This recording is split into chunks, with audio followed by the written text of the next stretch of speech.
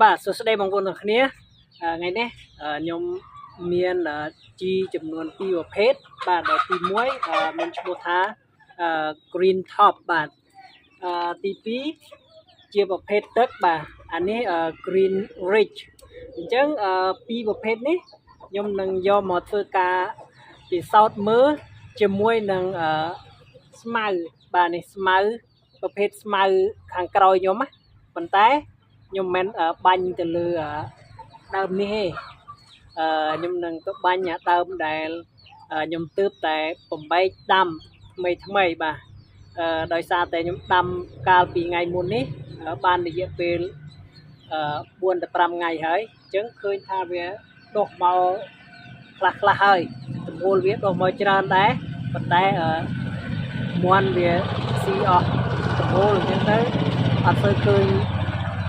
មានប្រមាណទេអញ្ចឹងយើងនឹងទៅមើលទាំងអស់គ្នាថាតើស្មៅនឹងវាអស់កម្រិតណាដែលមន់ស៊ីហើយនៅសល់កម្រិតណាដើម្បីឲ្យយើងស្រួលសង្កេតថាតើនៅពេលដែលយើងបាញ់ជាមួយនឹងជីចំនួន2មុខនេះហើយថាតើវានឹងមានការលូតលាស់លឿនបានកម្រិតណានិងល្អបានកម្រិតណាយើងនឹង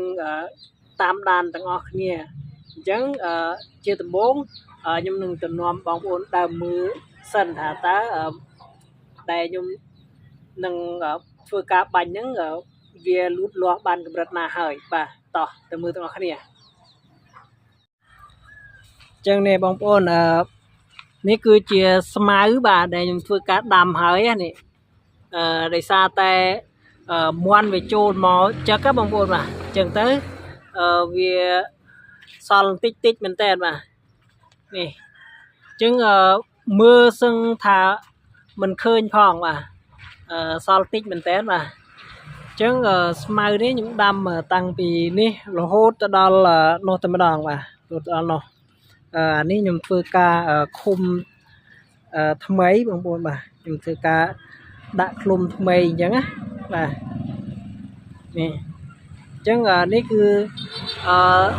សិតតែស្មៅដែលវាដុះមកបាទនេះណាទើបតែដុះមកតិចបងប្អូនបាទនេះដោយសារតែមន់វាចឹកអស់ដំបូលទៅយើងមើលទៅអត់សូវឃើញនេះអញ្ចឹងឥឡូវយើងធ្វើការបិទចិត្តអស់ហើយអញ្ចឹងយើងនឹងធ្វើការបាញ់ជីបំប៉នចំនួន2មុខដែលមានឈ្មោះថា Green Top Plus និង Green Rich បាទបងប្អូនដែលជីទាំង2មុខនេះគឺជាប្រភេទជីគីមីបាទបងប្អូនជី NPK បងប្អូនបាទជាប្រភេទ NPK នេះកាលមុនខ្ញុំប្រឡែងមន់ចូលតាមហ្នឹងបងប្អូនបាទចូលតាមហ្នឹងមក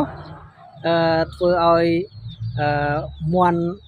វាចូលមកចឹកតិចតែម្ដងបាទនេះបើម្ដុំនេះគឺអត់មានសល់តែម្ដងបាទ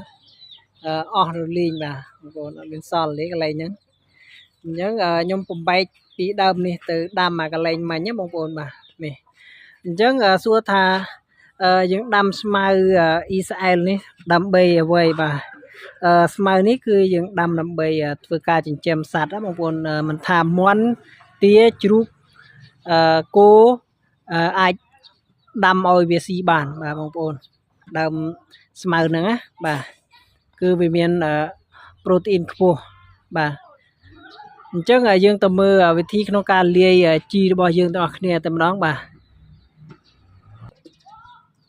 អញ្ចឹងបងប្អូននេះគឺ Green Rich Plus 1បាទអញ្ចឹងអានេះរូបមន្តទី1បាទបងប្អូនរូបមន្តទី1នេះគឺជំនួយដល់ដងដើមស្លឹករឹសបាទបងប្អូនវិធីក្នុងការប្រើប្រាស់បាទអានេះយើងអាចលាយជាមួយទឹកបាទ20cc ជាមួយនឹងទឹក20លីត្របាទអញ្ចឹងខ្ញុំធ្វើការលាយរបស់ខ្ញុំអានេះគឺចំណុះ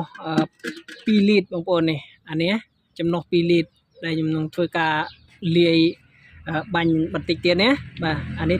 ចំណុះ2លីត្រ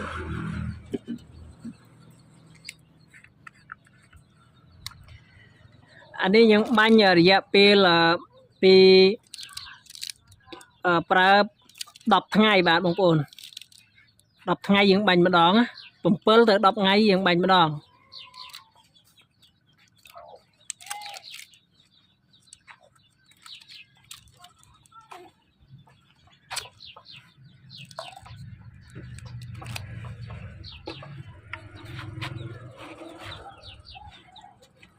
ចឹងអានេះGreen Top Plus អានេះគឺវិធីប្រើដូចគ្នាបងប្អូន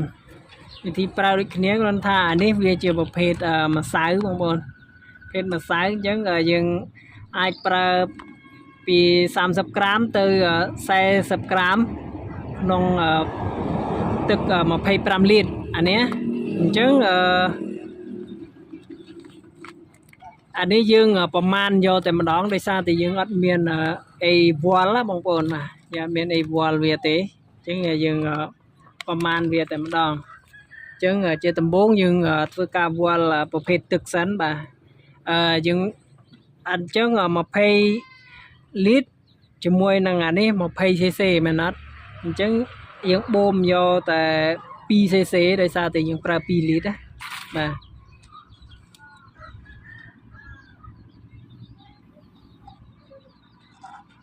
យើងប្រើសារ៉ាងបូមតែម្ដងបាទបងប្អូននេះអញ្ចឹងយើងបូមយក2 cc មកបាទយើងដាក់ចូលក្នុងនេះមក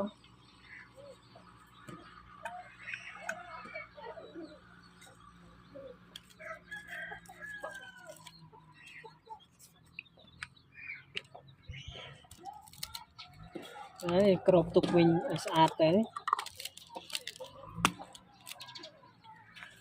ចំណែកអានេះយើងធ្វើការហែកដាក់មកអញ្ចឹងសម្រាប់ប្រភេទម្សៅយើងប្រមាណយកតែម្ដងបងប្អូនបាទប៉ុន្តែយើងមិនដាក់ច្រើនទេដាក់ប្រហែលជា1កូនស្លាបព្រាកាហ្វេក៏បានដែរបងប្អូនអាហ្នឹងយើងប្រមាណប៉ុណ្ណឹងតែខ្ញុំគាត់មានស្លាបព្រានឹងវល់ដែរបងប្អូន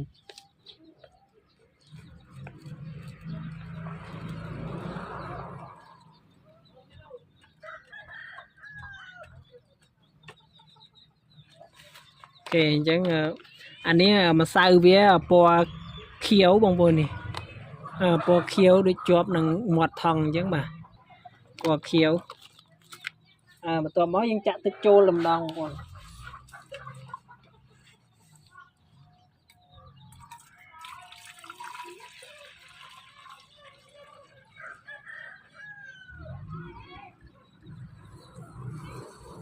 ដែលយើងដាក់ជីមុនដាក់ទឹកក្រោយដោយសារតែស្រួលយើងចាក់ទៅវាស្រួលរំលាយបងប្អូនស្រួលចាក់ទៅវាធ្វើការរលាយចូលគ្នាបានលឿនណាដល់ពេលដែលយើងដាក់ទឹកហើយយើងដាក់ជីចូលតាមក្រោយធ្វើឲ្យវារលាយជាមួយទឹកយឺត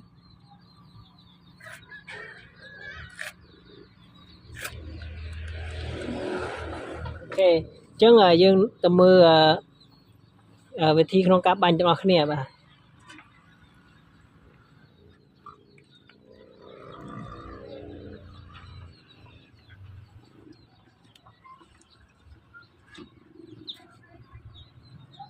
ចាអានេះ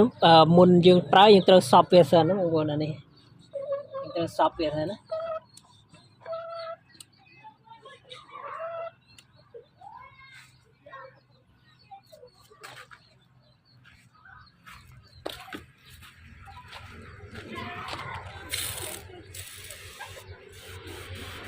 ចាអានេះវា